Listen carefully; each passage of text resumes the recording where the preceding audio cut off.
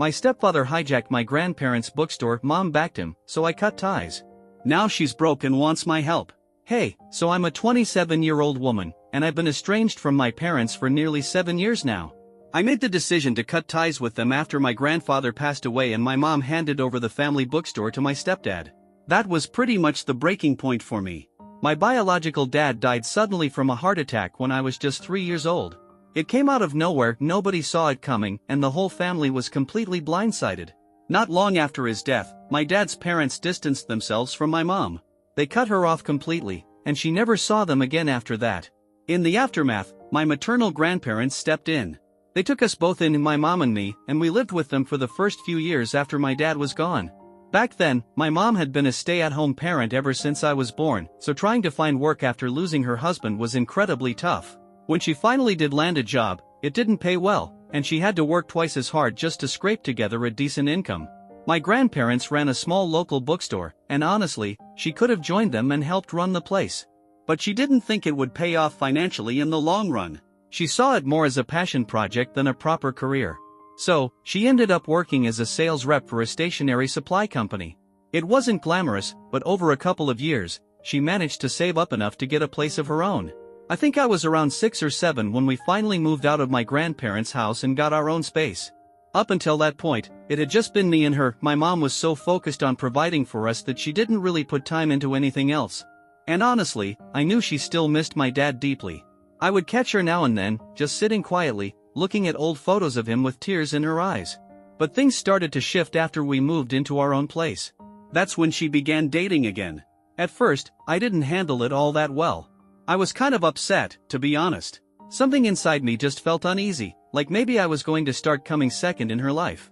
I couldn't explain it, it was just a gut feeling I had. Still, even though those thoughts ran through my head, I didn't let them change how I acted. I was always polite to the men she brought around. I never let on that it made me uncomfortable, either. She never knew how I felt about the revolving door of boyfriends.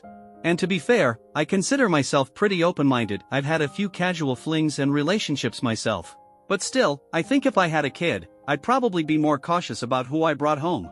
I never understood why the thought didn't seem to cross her mind. It felt like there was a new guy in our living room every other week.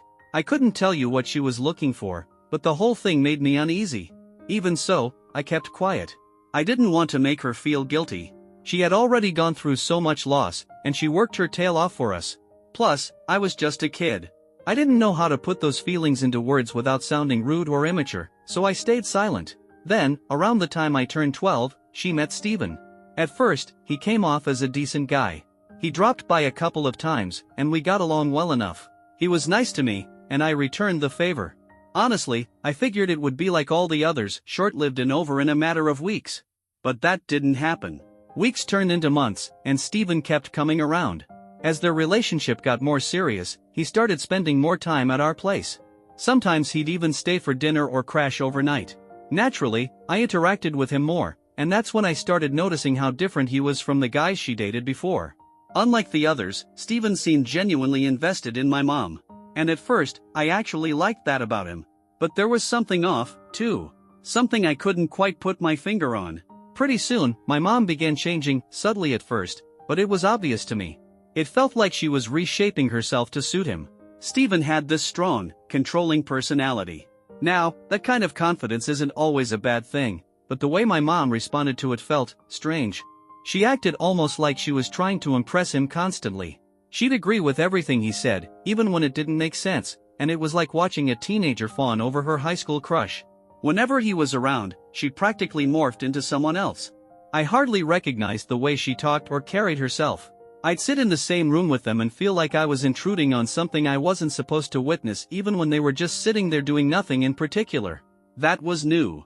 Sure, she liked her previous boyfriends, but she never altered who she was for any of them. With Steven, it was like she was trying to mold herself into whatever version of a woman he preferred. I didn't like it, but again, I was 12. I didn't have the right words or the confidence to bring it up. Some things just didn't feel appropriate to say to your own mom at that age. So once again, I said nothing. Even when my grandparents came to visit, I kept it all to myself. They asked about Steven now and then, how we were all getting along, if I liked him, and I always gave them answers I knew would keep my mom happy. After about a year of dating, Steven officially moved in with us. And that's when the real changes started kicking in. First thing he did was overhaul the entire house decor. He said he wanted to make things more gender neutral. Now, our home wasn't overly feminine to begin with. It wasn't like everything was covered in lace and pink. It looked like a pretty average home, really. But to Stephen, it must have screamed too girly or something, because he went all in. He replaced just about everything with what I can only describe as hyper-masculine decor. By the time he was done, our cozy little place looked more like a bachelor pad than a family home. And he seemed really proud of it, saying the new setup finally felt like home to him. I didn't get it. His old place had been a shared apartment with a bunch of guys younger than him. I couldn't see how that was a step up. I wanted to speak up about all the changes Stephen was making, but I held back. My mom had asked me not to say anything, and since he hadn't touched my bedroom, I figured I could live with it. But little by little, he started changing other things around our home and in our lives. One of the first major shifts was in our diet. Stephen had read somewhere that eating meat wasn't good for your body, and he didn't want my mom gaining weight or getting unhealthy later in life. So, just like that, they both went vegetarian. They tried getting me on board too, but thankfully I had school as my out. I told them I needed the protein to keep up my energy, and they didn't push it too hard after that. Now, I won't say going vegetarian was the worst thing in the world, but it was a huge deal for my mom. She had always loved burgers and barbecue meat was kind of her thing. So watching her give that up just because Stephen said so felt like a pretty big sacrifice. Then he took it a step further and had her cut out sugar entirely. That change made her extremely irritable. She wouldn't take it out on him, of course, but she started snapping at me over the tiniest things. It wasn't fair, but that's how it went. Stephen was always introducing new healthy habits into their lives, some diet trend or lifestyle hack he'd stumbled across online. Most of it sounded like random stuff that he just convinced himself was gospel. He was a strange guy. But my mom seemed happy with him, and since he wasn't forcing me to follow along, I figured it wasn't worth making a fuss. Then they got married.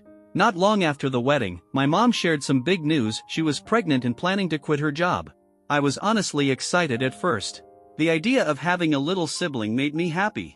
But at the same time, I didn't think quitting her job was the smartest decision. The kind of hold Stephen had over her was starting to feel dangerous. Nothing horrible had happened yet, but something in my gut told me it wasn't safe for her to give up her independence entirely. I tried talking to her more than once, but she shut me down every time. She said I was just a kid, and that I had no business interfering in adult matters. That hurt more than I expected it to. So eventually, I gave up and stopped trying. She was an adult, after all. If she thought quitting her job was the right move, then that was her choice to make. But it still frustrated me, especially since she didn't seem to understand that her decisions absolutely affected me too. I was part of this family, even if she didn't always treat me like it. At that point, I was probably around 15 or 16, not exactly a little kid anymore. But she kept brushing off my concerns like they didn't matter. So I learned to stay in my lane and keep to myself. Unfortunately, about 3 months into her pregnancy, she had a miscarriage. It was heartbreaking. The loss hit all of us hard, but it devastated my mom the most. She was in her late 30s by then, and the doctors told her that complications from her age had played a role. Stephen didn't take it well either. Instead of comforting her, he withdrew. For a while, they were barely speaking, and they started sleeping in separate rooms. It was awful to watch. My mom was already going through so much emotionally, and instead of being there for her, the one person she should have been able to lean on just pulled away. He told her he needed space to process everything, and for months, they were basically just roommates. They only talked when it was absolutely necessary, like who was paying the water bill or what groceries they needed. During that time, my mom opened up to me more than she had in years. We started rebuilding our connection, and for a while, it felt like I had my old mom back. That made what came next even harder. Because when Stephen eventually came around and started talking to her again, things flipped. After all that time we spent reconnecting, she ended up cutting me off instead. And that broke me. Back when Stephen was giving her the cold shoulder, it was me and my grandparents who were there for her. We supported her through the grief. Around that same time, my grandmother had fallen ill, which probably pushed my mom to lean on us more. Then, a few months later, my grandma passed away. That hit all of us like a ton of bricks. And shortly after the funeral, Stephen suddenly snapped back into husband mode. He started putting in effort again, trying to cheer her up and fix what was left of their relationship. And slowly, they started rebuilding things between them. But by then, I'd already made up my mind about him. I couldn't bring myself to like Stephen after what he did. Watching him emotionally abandon my mom when she needed him most ruined any respect I had left for the guy. I never tried to patch things up with him after that. While he was distancing himself from my mom, he started treating me the same way, giving me the cold shoulder, barely acknowledging me. In fact, I think he spoke less to me than he did to her. We were practically strangers living under the same roof. So, yeah, after my grandmother died and he decided to make an effort again, it was too late for me. I was done trying to like or accept him. I didn't trust him anymore. About a year later, I left for college. By then, my mom and Stephen had started marriage counseling, and from the outside, things seemed to be improving. I still visited on weekends when I could, splitting my time between my mom and my grandpa. After grandma passed, he was really lonely, and I felt it was important to be there for him. He was also running the bookstore on his own, which couldn't have been easy. At some point, I started thinking that maybe, once I graduated, I could come back and help him out, manage the bookstore, maybe handle the finances and give him some relief. I really liked the idea of carrying on that legacy. But I never got the chance. Just a few weeks before graduation, I got a call from my mom. She told me grandpa had passed away in his sleep. Peacefully, at least. I was thankful for that, but still heartbroken that I didn't get the chance to say goodbye. Then, on the day of his funeral, my mom told me something else. Apparently, the lawyer, who was also the executor of his will, had given her a heads up. Informally, he'd told her that she was going to inherit the bookstore. I guess my grandpa never got around to updating his will before he passed, because it turned out I was set to inherit the house, the one my grandparents lived in, the place where I'd spent most of my childhood. Even after my mom and I moved out, we still visited often, so it always felt like home to me. I was genuinely happy about inheriting that house. I also knew my mom never really had much interest in the bookstore, so I had planned to ask her if I could take it over. It felt like the perfect place for me to start building something of my own. And to be honest, the bookstore wasn't even struggling, it had a steady stream of loyal customers and was doing pretty well, all things considered. A couple of weeks after the funeral, once the will had officially been read, I finally sat down with my mom to talk about it. But before I could say much, she told me that she and Stephen had already talked it over and Stephen was going to be the one running the bookstore. That hit me like a punch to the gut. Legally, sure, the will gave the business to her. But emotionally and practically, I really thought she'd let me have it. I reminded her of how close I'd been to my grandparents and how I'd been helping grandpa out with the store ever since grandma passed. I already understood the finances, the daily operations, I was ready for it. I even suggested a compromise. If she insisted Stephen had to be involved, then maybe he and I could share responsibilities, split things 50-50. But she shut that down real quick. She told me she'd already promised Stephen full control of the store, and that he was planning to turn it into a franchise, take it to the next level, or whatever. She made it clear I needed to stay out of it. Truthfully, I didn't believe Stephen had what it took. We were one of the rare bookstores that was still doing okay in the age of e-readers and giant chains. Trying to expand like that just sounded unrealistic. I thought it made more sense to improve the single location we already had, take care of it, and see where things went from there. We went back and forth for a few days, but eventually, she told me she was done talking about it. Her decision was final. No more arguing, end of discussion. And to make matters worse, she said I was getting on her last nerve and needed to let it go. She told me flat out that her parents would have wanted the same thing Stephen wanted, and that I didn't really understand the situation the way she did. She then brought up how Stephen had been having a rough time at work, and how he'd been thinking about quitting for a while. Now that the bookstore was available, it gave him something to fall back on. She told me I wasn't going to take that away from him. That if I couldn't accept it, I could just stay out of their lives, since I was an adult now and clearly capable of taking care of myself. That stung. A lot. To hear my own mother defend Stephen like that, at my expense, cut deep.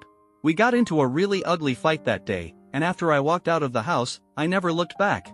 I graduated not long after, and we haven't spoken or texted since. She made it clear that I had a choice, either be okay with Stephen running the business, or walk away. So I walked away. And I stuck to it. It's been 7 years since then, and so much has changed. I graduated, moved into my own place, and landed my first real job. A couple of years ago, I met my boyfriend, Dean, and we've been going strong ever since. Life has been good. And honestly, I don't regret how things turned out. Of course, I do miss my mom sometimes. There are moments when I think about reaching out just to see how she's doing. But then I remember the things she said to me that day, and I pull myself back. I'd like to say I completely moved on and healed from all of it, but that wouldn't be the truth. It's not that I miss talking to her, I miss what could have been. What hurts most is knowing that when it came down to it, she chose Steven over me. Deep down, I'd always feared that would happen. I guess I just hoped I'd be wrong. But I wasn't. And that's what really ended our relationship, not the bookstore, not the fight, but the realization that I never really came first. With my grandparents gone, I didn't have much reason to stay in touch with her anyway. We lived in different parts of the city, ran in completely separate circles, and I had already asked my extended family not to mention her to me. I didn't want to know what she was doing or how she was doing, it would only make things harder. So, for 7 full years, I didn't hear a single thing about her. Nothing. And then, out of the blue, a couple of weeks ago, one of my cousins reached out. Apparently, my mother had been asking around for my phone number and home address. My cousin wanted to know if it was okay to give her that information, and I was honestly taken aback. At first, it felt strange. But then again, I had changed my number after I left and blocked her on everything, social media, phone, everything, so this was probably the only way she could get in touch. After thinking it over, I told my cousin it was fine. The truth is, I was curious. I really wanted to know what she could possibly have to say after all this time. So I gave the green light and told her to share my address. The very next day, my mom showed up at my doorstep. Alone. That surprised me a little. I figured Steven might come along. But then again, he and I were never close, so maybe it made sense. My mom and I ended up having a tearful reunion, and once the emotions calmed down, we sat down and started talking. I caught her up on everything, my life, my job, and I even introduced her to Dean. She asked a lot of questions about my work and kept circling back to how much I was earning. I found that kind of strange, but I brushed it off at first. I figured maybe she was just trying to catch up and wanted to make sure I was doing okay financially. That's a normal mom thing, right? But the more she asked, the more it felt off. I mean, after nearly 7 years of no contact, the first thing she was laser focused on was how much money I was making. It was probably pretty clear to my mom that I wasn't struggling financially. The way I had decorated my place, the overall vibe of my home, it all reflected a comfortable lifestyle. So, when she kept asking these not-so-subtle questions about my income and job, I started to get the feeling that something else was going on. I couldn't shake the sense that she had an agenda, that her visit wasn't just about reconnecting. And sure enough, not long after, she finally dropped the act. She let go of the emotional front and got straight to the real reason she had come to see me. She told me how relieved she was to hear that I was doing well financially because they were in trouble. Big trouble. The bookstore wasn't doing well at all, and Steven was struggling to keep things afloat. All of his grand ideas about turning the store into a franchise had completely flopped. He had opened multiple new locations, but none of them were generating any real sales. On top of that, he'd borrowed money from friends and family to fund the expansion, and now those same people wanted their money back. He had poured every penny they had into the business, and there was no return on the investment. They were drowning in bills, and my mom said they didn't even know how they'd survive if people started demanding repayments. So there it was, they wanted me to bail them out. She told me she had come to see me specifically to talk about their financial mess. And from the way she was talking, it was clear that during our visit, she'd already pieced together that I was earning enough to help. At least a little, as she put it. As if that wasn't humiliating enough, she then pointed at Dean, my boyfriend, and said that since he was practically part of the family anyway, he could probably contribute too. That was it for me. The second I realized she had only come for money, not to make amends, not to rebuild our relationship, I told her it was time to go. Now, if she had come with sincerity, wanting to truly mend things between us, maybe I would have considered helping. Maybe. But she didn't. She just saw me as a potential solution to her financial mess, and dragging Dean into it? That crossed the line. We ended up in another fight. She called me selfish and ungrateful, said she regretted ever trying to reach out. I didn't hold back either. I let out years of frustration, everything I'd bottled up since I was a kid. The hurt, the confusion, the disappointment, I said it all. After she left, Dean had to spend almost an hour calming me down. I was shaking with anger and just tired. Tired of being treated like I was the problem when all I ever wanted was to be heard and respected. What really got under my skin, though, was that Steven didn't even have the guts to show up himself. He was the one who'd run the business into the ground, and yet it was my mother who came begging on his behalf. It made me feel even more justified in saying no. Things between my mom and me had been broken ever since she married Steven, but the fight 7 years ago had really sealed it. And now, just when I thought there was a chance we could repair things, she proved me right for walking away in the first place. I didn't hear from her again until a couple of days ago. To be honest, I'd almost forgotten the whole thing. She called and told me they had no other option left but to sell the business and let it all go. Their finances were a mess, and everyone they'd borrowed from now knew the bookstore wasn't doing well and they all wanted their money back. She blamed me, of course. Said that if I had just helped when she asked, not for her, but for my grandparents' sake, they wouldn't be in this mess. But now, they had nothing left. Selling was the only option.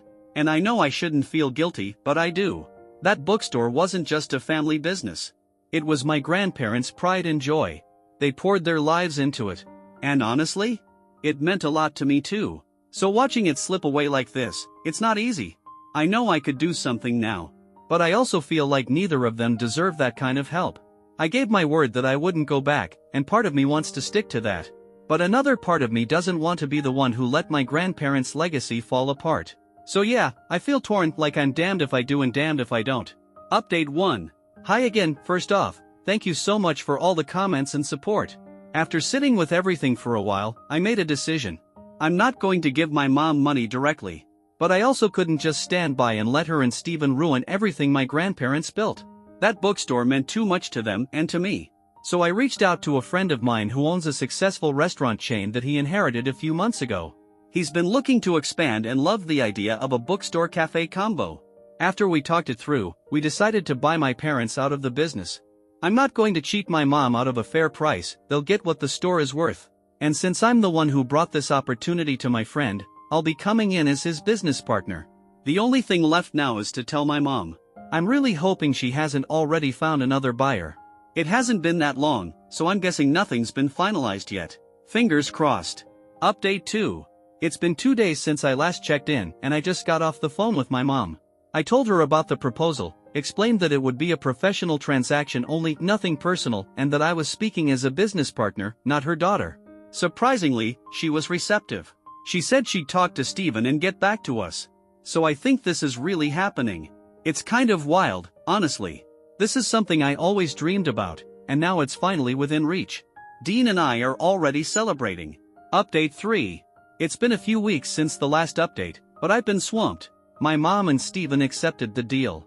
We've officially bought them out, and the business is ours now. My friend and I are in full renovation mode, we're reimagining the space, and there's a lot of work ahead before it starts making money. But I'm hopeful. I feel something in my gut, like this is going to work. I know my grandparents would be proud of me. I'm not just preserving their legacy, I'm building on it. Thank you so much to everyone who supported me through this journey. Your kind messages and thoughtful advice meant the world.